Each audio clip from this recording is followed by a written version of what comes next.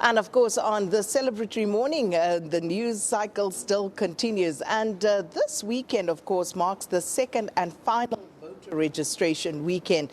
And the IEC, of course, out in full force to make sure that South Africans are able to register for those who haven't yet done so. And of course, for those who need to change or update their details, those facilities will be available as well. So this is what we're going to be talking about now. And I'm joined here in our studio here downstairs as we celebrate 90 years of the SABC, Dr. Victor Shale, and he's the IEC's Deputy Chief Electoral Officer for Outreach. Dr. Shale, always good to see you. Welcome. Thank you, Sakina. It's a pleasure always being here. Thank you.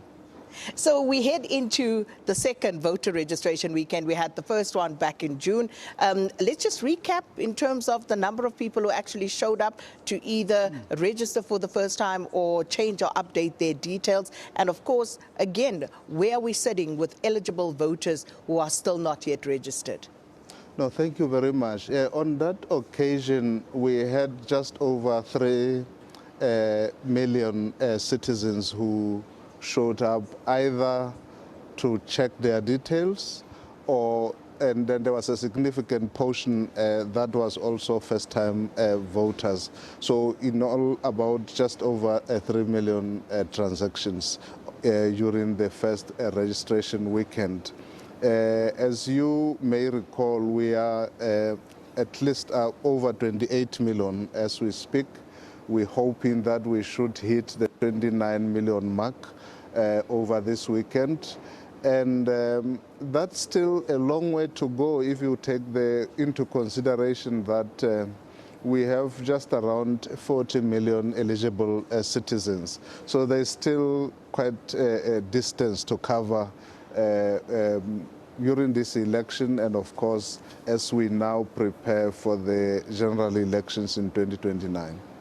And perhaps worth punctuating when we say this is the second and final voter registration weekend, the importance of that, and for people to understand that they are now running out of time to get onto the voters' roll. Indeed, it is important for citizens to understand that this weekend is the final opportunity for them to present themselves at our 23,600 voting stations across the country for the same purpose, to check that they are still registered where they are going to be voting, because local government elections, you register where you live and you vote where you registered.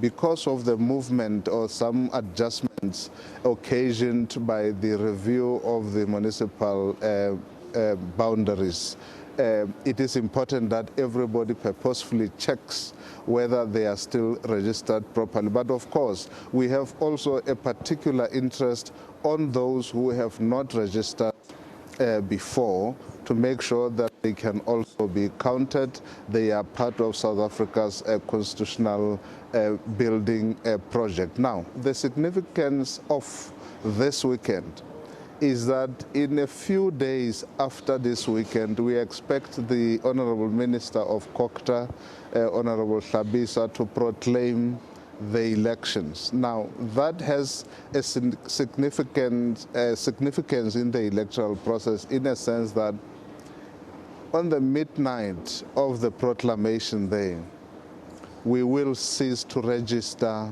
citizens. In other words, we will close the voters' roll. That is one. Two, the Electoral Code of Conduct then kicks into a process, because then the Electoral Commission assumes the responsibility to act as a referee in terms of the candidates and political parties' conduct. Thirdly, the online candidate nomination system is now at that time effectively open, which means that all candidates and parties that intend to field or to contest these elections must then ensure that they complete the forms on the system and submit. I may just have to mention, Sakina, that to be proactive and to avoid, based on previous lessons where you have a stampede in terms of candidates coming last minute, we have already opened up the online candidate nomination system, and as of this week, we have just around 80 political parties that are already putting in the list in there, but they are not yet submitting. So that's where we are, and that's obviously then, as I say, part of the significance of the proclamation.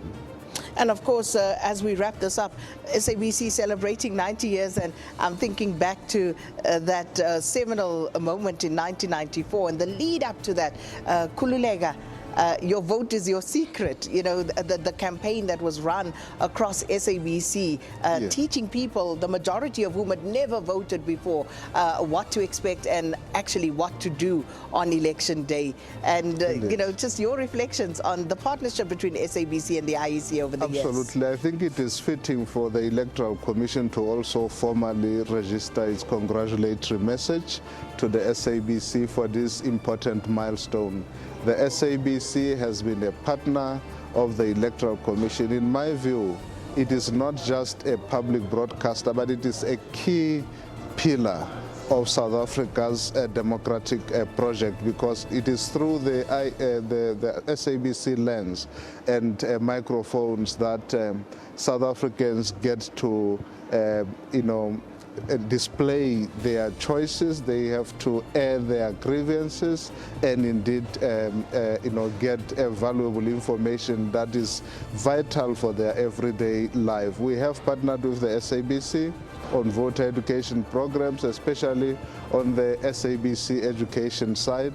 We have quite a number of you know, projects, actually about 6 of them, including the SABC being the lead broadcaster during our the height of our electoral process at the National Rock.